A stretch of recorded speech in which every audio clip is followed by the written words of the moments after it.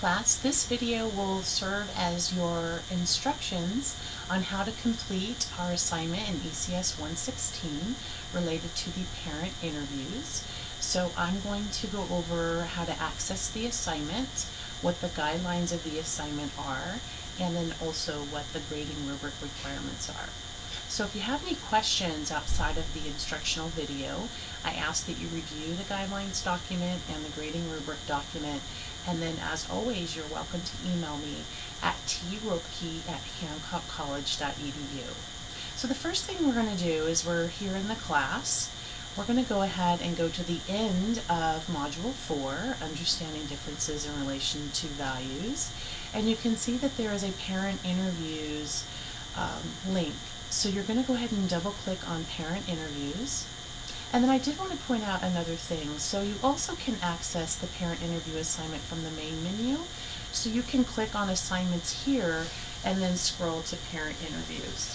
So I wanted to point out that there's 2 interviews that have to be submitted, and the total is 50 points, so they're 25 points each. So let's go ahead and take a look at the assignment guidelines.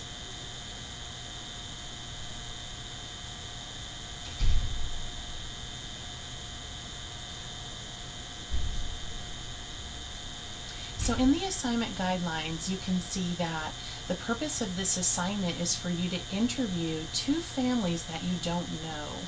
So I have received a couple questions over the semesters where people will say, well, it's my neighbor, I don't know them very well, can I use them as part of the assignment? And the answer is yes. So we want you to go through the process of having to learn about someone who's new to you. And even though they're your neighbor but you don't interact on a regular basis, I think it would be a good opportunity for you to learn more about your neighbor, so I would think that would be totally appropriate. So we also want to make sure that the family is not related to you and that they have children between the ages of 3 and 18. So this assignment goes outside of the realm of preschool because we are talking about the connection between childcare and education and how cultural conflicts can arise and how they need to be resolved. So the other thing about this assignment is that the cultural backgrounds must be different than yours. So we're encouraging you to seek out people in the community and families in the community who are not even close to the culture that you associate with or you affiliate to. So know that you're going to, prior to the assignment, develop 10 questions to interview the family, and the purpose of the questions is to gain a better understanding of the family's cultural practices and beliefs. So it's going to be very important that you review the content in the module related to readings and articles and participate in the discussion board prior to the interview, because the interview is really your ability to demonstrate the understanding of the entire module. So I do give you some structure in terms of what the question should contain. So it says here that of your 10 questions, they must address the following topics. So you must address child-rearing responsibilities within the home, education, meaning the philosophy of the family in terms of education, child-rearing issues that arise, and others based on the assignment guidelines. So we want you to also really try to pull out from the interview what types of cultural issues and conflicts come out of the family in terms of attending childcare, preschool programs, educational systems, etc. So what you're going to do is within the assignment, you're going to analyze the parents' responses and you're going to type up a paper based on what you've learned. So I am going to be using the Parent Interview Assignment Grading Rubric. I always recommend that students take time to review the rubric before they start the assignment, because the rubric is really going to support you in an outline of the assignment. And if the information in your assignment that is requested in the rubric is not present, then I will not be able to give you points for that. So please make sure that you view the grading rubric. So I wanted to point out that this assignment supports your understanding of our Student Learner Outcome number 2 listed in the course syllabus.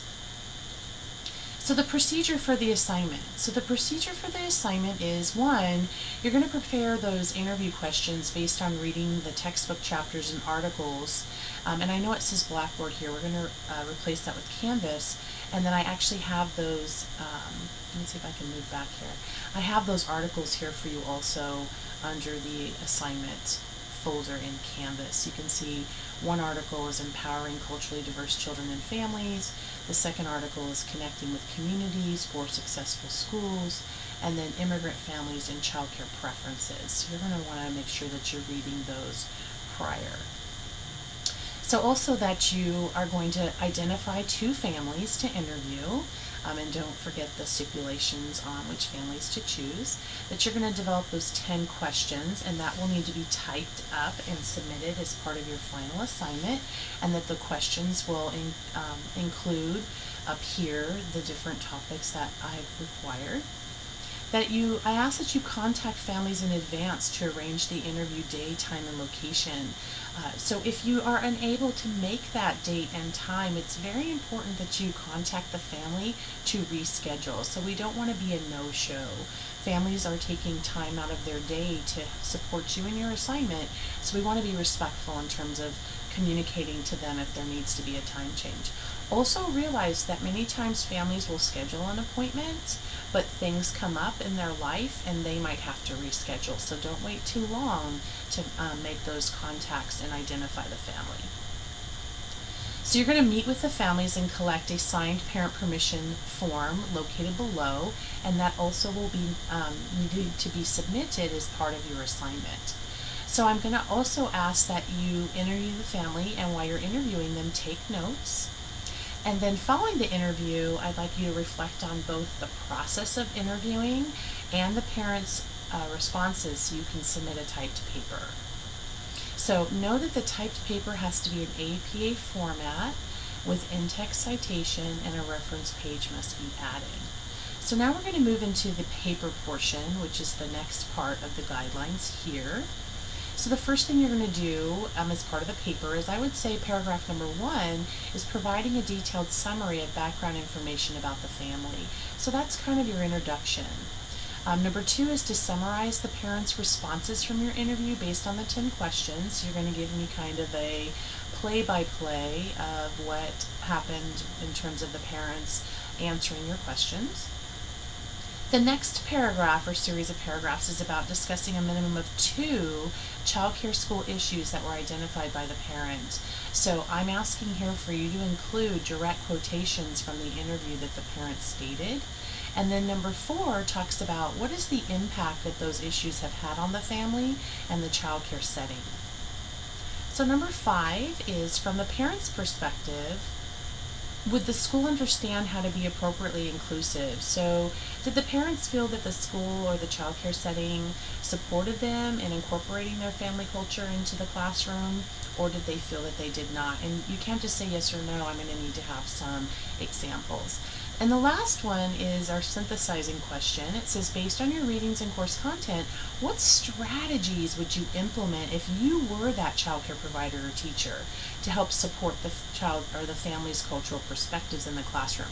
So I need you to talk about at least 2 strategies, and you're going to have to back up those strategy decisions with citation from the textbook, and you want to also connect it to the parent interview.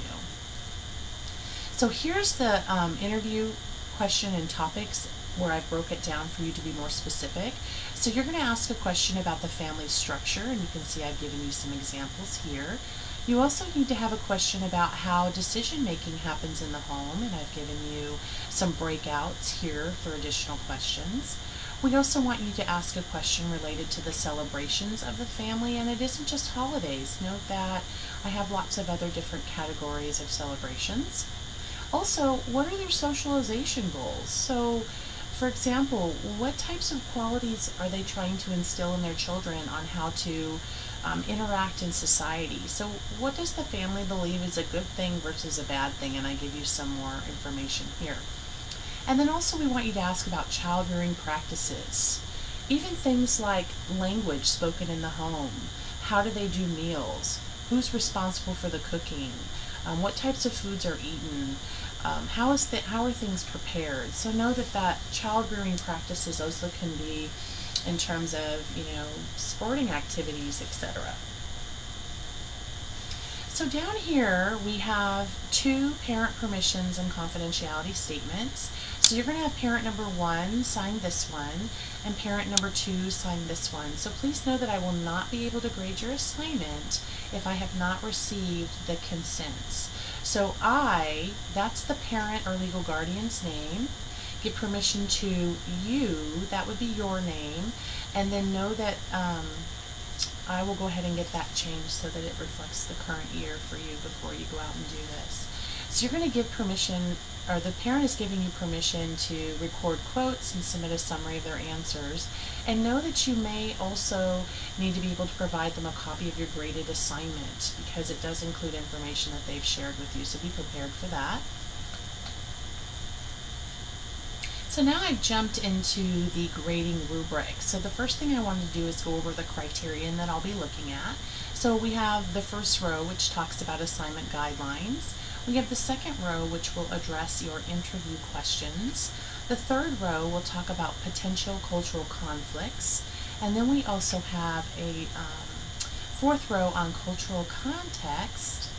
Here's the 2 strategies on this row, and last is writing mechanics. So you want to work towards the excellent column. So what I'm going to do is I'm going to go over what I expect in terms of the excellent column, and then you're going to want to work towards setting up your assignment in order to achieve that level 4 on the grading rubric. Okay, so what we want to do is we want to take a look at the row number 4. So for assignment guidelines, in order for you to get a 4, the assignment has to be complete. You need to include all components. So that means the parent permission is there and signed for both families, that you've submitted the paper in APA format, and that you have the typed 10 interview questions. So just for submitting it, you're going to get all 4 points. The interview questions, in order for you to get full credit on those, they are typed, they're derived from the guidance that I've given you in the instructional pages, and they provide a foundation for a robust discussion between you and the family. Potential conflicts. So in order for you to get a 4, it says the student identified 2 or more. So that means you have to have at least 2 potential cultural conflicts that could impact childcare or the classroom setting, and that the details included direct quotes from the interview with the parent with details on how it may impact the program. So for cultural context, that you've shared the parent's perspective with thoughtful details on how the school understands cultural context. Also that you talked about how the school was or was not inclusive of the family, and you need to tie this to the questions.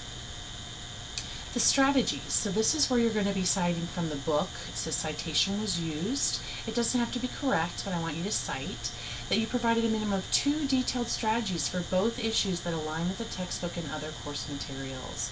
So that's why it's so important that you read the course information in the module prior to responding. And then there is a college level writing expectation, so I will be giving points for proper grammar, spelling, and punctuation and sentence structure, and you can have 1 error or less, so know that as more errors continue that we would be moving this way. So if you have any questions regarding the assignment or how to do the assignment, please don't hesitate to contact me at tropke@hancockcollege.edu. I look forward to reviewing your interview questions and your responses in your papers. Talk to you soon.